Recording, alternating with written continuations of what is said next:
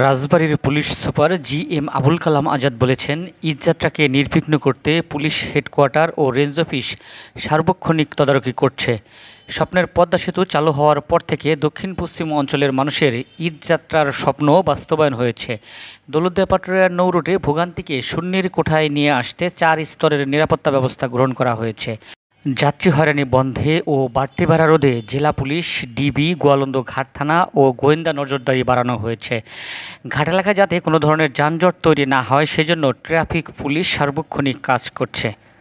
শনিবার সকালে পবিত্র ঈদুল আজহায় ঘরে ফেরা মানুষের খোঁজ নিতে ও ঘাট এলাকা পরিদর্শনে এসে এসব কথা বলেন রাজবাড়ীর police super GM. Abul Kalam Azad.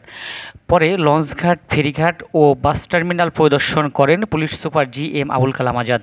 এ সময় সদ্য পদোন্নতি পাওয়া পুলিশ সুপার ও রাজবাড়ীর অতিরিক্ত পুলিশ সুপার মোহাম্মদ রেজাউল করিম, অতিরিক্ত পুলিশ সুপার মুকিত সরকার, গোয়েন্দা পুলিশের ভারপ্রাপ্ত কর্মকর্তা মোহাম্মদ মনিরুজ্জামান খান, গোয়ালন্দ ঘাট থানার ভারপ্রাপ্ত কর্মকর্তা প্রাণব বন্ধুচন্দ্র বিশ্বাস উপস্থিত ছিলেন। এদিকে জেলা পুলিশের সার্বক্ষণিক নজরদারিতে ভোগান্তি ছাড়া বাড়ি ফিরতে পেরে সন্তুষ্টি প্রকাশ করেছে দক্ষিণ পশ্চিমাঞ্চলের হাজার হাজার যাত্রীরা।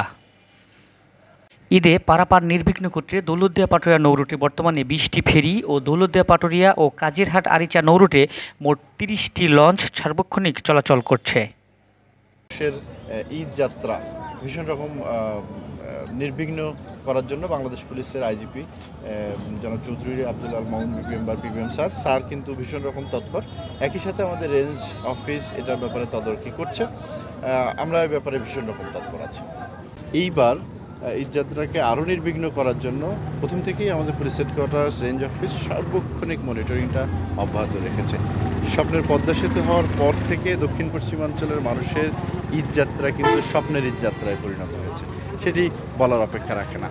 দৌলতদিয়া-পাটুরিয়া ঘাটের যানজট নিরসনের জন্য আমাদের কিন্তু সব ধরনের তৎপরতা রয়েছে। বিশেষ করে জেলা পুলিশ এখানে আউটগোয়িং যে রাস্তাটা আছে সেই রাস্তায় কোনো ধরনের যানজট যেন তৈরি না হয় সে ব্যাপারে কিন্তু ট্রাফিক পুলিশের সহায়তায় ট্রাফিক পুলিশ দিয়ে গোয়ালন্দ থানা পুলিশ সবাই মিলে কিন্তু তৎপর আছে। আমাদের ডিবি এখানে কাজ করছে যেন এখানে কোনো যাত্রী হয়রানির শিকার না হয়, ভাড়া অতিরিক্ত না নেওয়া হয় এবং ভাড়ার যেটি হার নির্ধারণ করে দেওয়া হয়েছে সেই হার যেন সকলে ফলো করে, অনুসরণ করে, সে ব্যাপারে কিন্তু তৎপরতা আছে। 3 চাকার যানগুলি আসলে মূল সড়কে যেন উঠতে না পারে সে ব্যাপারে কিন্তু আমাদের ব্যবস্থা গ্রহণ করা হয়েছে।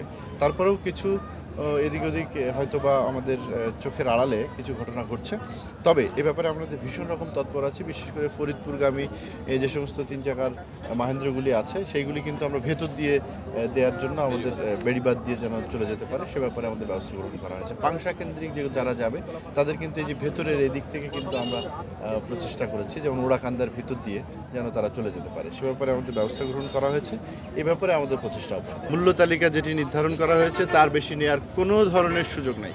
তাদের সাথে আলোচনা করে সকলের সাথে বসে এই তালিকাটা নির্ধারণ করা হয়েছে যেন কোনোভাবেই মানুষ হয়রানির শিকার না হয়।